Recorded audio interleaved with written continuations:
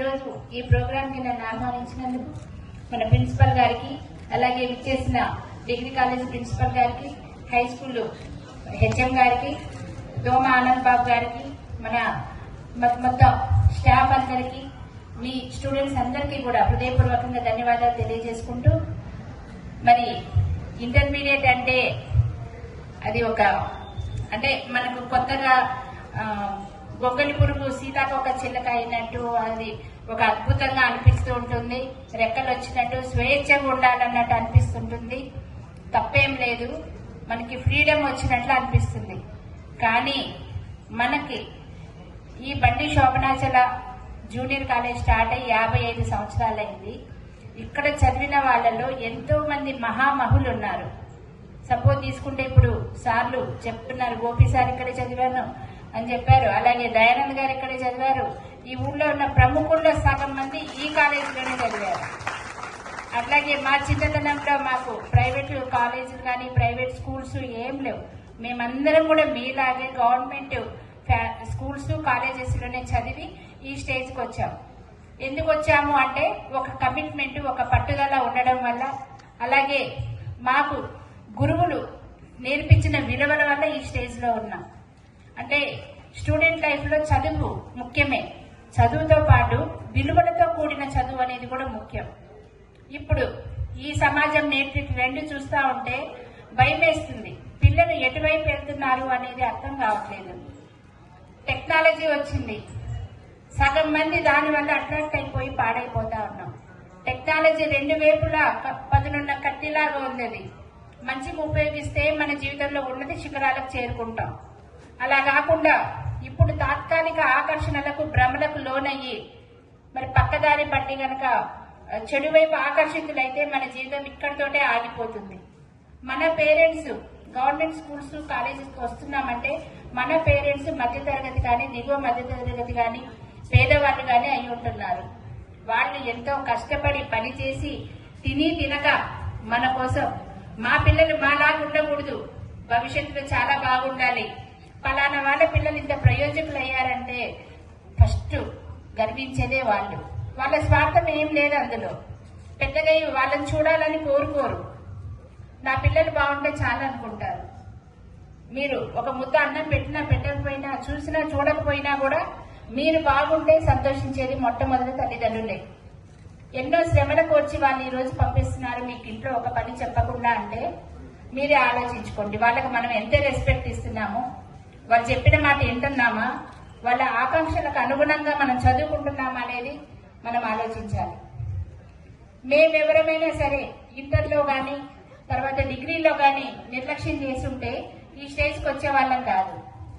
ఇవ్వాలంటే నేను ఎమ్మెల్యే అయ్యా, కానీ అంతకుముందు డాక్టర్. ఎమ్మెల్యే అంటే 5 సంవత్సరాలు, తర్వాత అదృష్టం బాగుండి మీరందరూ కనుక తర్వాత ఓట్లేసి గెలిపిస్తే మళ్ళీ అవుతాం. కానీ నేను ముందు చదువుకున్న డాక్టర్ నా జీవితాంతం నేను చనిపోయిందాక నా విద్య నాతోనే ఉంటుంది. ఎందుకు చెప్తున్నానంటే మా మామయ్య గారు 80 సంవత్సరాల వయసులో కూడా ఆయనకి ఎంతమంది పేషెంట్స్ ఉండేవాళ్ళు. మేము చూస్తానన్నా చూయించుకునేవాళ్ళు కాదు, మా మామయ్య గారితోనే చూపించుకునేవాళ్ళు. ఆయన చనిపోయి అంటే ఆయనకు వేళ్ళు కూడా సహకరించలే, లాస్ట్ లో పెరాలసిస్ వచ్చి. అయినా సరే ఆయన నోటితో చెప్తేనే ఆ మందులు కొనుక్కొని వెళ్లేవాళ్ళు పేషెంట్లు, అంత నమ్మకం ఉండేది. అలాగే మా అత్తయ్య గారు, ఆమె నర్సింగ్ చేసి మొట్టమొదటి హాస్పిటల్ సత్తిపల్లిలో పెట్టారు 60 సంవత్సరాల కిందట. ఇది చిన్న పల్లెటూరు, ఎటువంటి సౌకర్యాలు లేవు, బస్సులు ఎక్కువ రవాణా సౌకర్యాలు లేవు.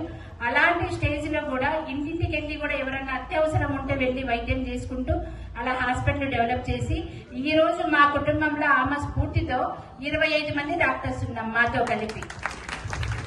అంటే ఆలోచించుకోండి, అంటే ఒకరిని చూసి మనం ఎలా ఇన్స్పైర్ అవ్వాలనేది మనం చూసి నేర్చుకోవాలి. అలా చేసినందుకే ఈ రోజు 25 మంది డాక్టర్లు తయారయ్యామని గర్వంగా చెప్పుకోగలుగుతున్నాం. దీన్ని బట్టి మనకి ఏమర్థం అవుతుంది, ఇది చాలా విలువైన సమయం. ఇప్పుడు వృధా చేసుకుంటే మళ్ళీ టైం వెలికి తిరిగి రాదు, మళ్ళీ అవకాశం రాదు. చదువుకోవాలంటే మళ్ళీ అవకాశం రాదు. వయసు పెరిగిపోతా ఉంటది, ఏదో ఒక ఉద్యోగం చూసుకోవాల్సిన అవసరం ఉంటది. పెళ్లిళ్ళు అవుతాయి మీకు, తర్వాత పిల్లల్ని భార్య పిల్లలు అందరూ ఉంటారు. అవన్నీ అంటే ఇంకొక 10 years తర్వాత అప్పుడు మీరు చదువుకోలేదు, నేను మంచి ఉద్యోగం తెచ్చుకోలేదని పశ్చాత్తాపడితే కాలం వెనక్కి తిరిగి రాదు.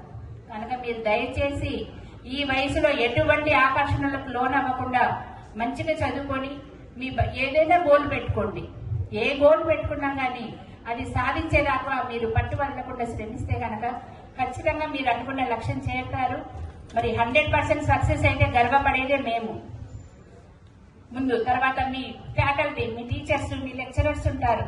ఎటువంటి స్వార్థం లేకుండా వీళ్ళు నా పిల్లలు, వీళ్ళకి మంచి ర్యాంకులు వస్తే, వీళ్ళు భవిష్యత్తులో బాగుంటే మరి గర్వపడేది వాళ్ళు కూడా. తల్లిదండ్రులు అంటే మనల్ని కంటారు, కానీ వాళ్ళకి ఏ రక్త సంబంధం లేకపోయినా కూడా మన ఫ్యాకల్టీ, మన లెక్చరర్స్ గర్వంగా చెప్పుకుంటారు. నా స్టూడెంట్ ఈరోజు కలెక్టర్ అయ్యారు, నా స్టూడెంట్ ఐపీఎస్ అయ్యారు, నాతో పాటు నా కాలేజీలోనే నా తోటి లెక్చరర్ గా జాయిన్ అయ్యారు. ఇట్లా ఎన్ని చెప్పుకొని మురిసిపోతారంటే టీచర్స్ అంత గర్వపడతారు మనల్ని చూసి. కనుక మన ఫస్ట్ జీవితంలో మనం గౌరవించాల్సింది తల్లిదండ్రులని, తర్వాత టీచర్స్ ని, అలాగే మీరు చదువుని. చదువు అనేది మనది ఇప్పుడు సార్ మంచి మాట విద్యావనం అన్నారు. అలాగే ఇది ఒక దేవాలయం అని నేనంట. ఇది ఒక దేవాలయం, చదువుకునేది. మన టీచర్స్ మన దేవుళ్ళు. వాళ్ళ మాట పాటించి వాళ్ళు చూపించిన బాటలో నడిస్తే ఖచ్చితంగా మీరు అనుకున్న లక్ష్యం సాధిస్తారు.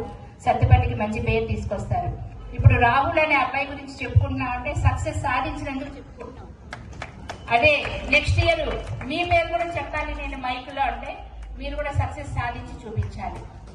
ఇవాళ కాసేపు మనం ఎంజాయ్ చేద్దాం, పేరుకే కాలేజీకి వద్దాం, అటెండెన్స్ కోసమే వద్దాం అనుకుంటే జీవితంలో మనకు మిగిలేది వెలికి తిరిగి చూసుకుంటే శూన్యం. కనుక దయచేసి మీరందరూ ఈ టైంకి చదువుకోండి.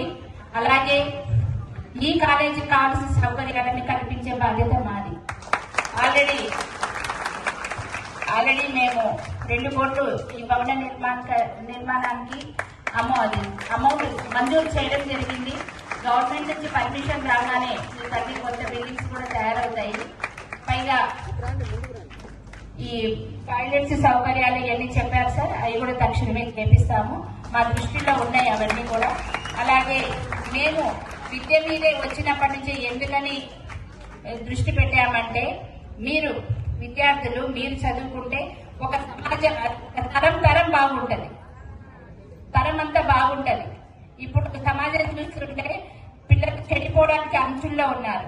అలా కాకుండా మీరు మంచిగా చదువుకోవాలి, సత్తుపల్లికి మంచి పేరు తీసుకురావాలి, మీ కుటుంబాలు బాగుండాలి, ఆర్థికంగా బాగుండాలంటే మీరు ఖచ్చితంగా మంచిగా బాగుండాలి, మీకు మంచి సౌకర్యాలు కల్పించాలని మేము ఈ రోజు ఇవన్నీ చేయడం జరుగుతుంది. అలాగే ఇవాళ మేము యూనిఫామ్స్ పంచడం అన్నా, కాలేజీలకి మా అత్తయ్య గారి పేరు మీద మేము డొనేషన్లు ఇవ్వడం అన్నా, ఇక్కడ ₹1,00,000 కావచ్చు. జూనియర్ కాలేజీకి ఇప్పటివరకు ఒక 3 lakhs ఇచ్చాము. మా సార్ దయానంగా చదువుకున్న స్కూల్ కి కూడా ప్రతి సంవత్సరం డొనేషన్ ఇస్తూ అది 5 lakhs 5 lakhs ఇస్తామని చెప్పాము. ఇవన్నీ ఎందుకంటే మీలో స్ఫూర్తి నింపడానికి, ఇవాళ యూనిఫామ్స్ ఇవ్వడం కూడా అందుకే మీలో స్ఫూర్తి నింపడానికి.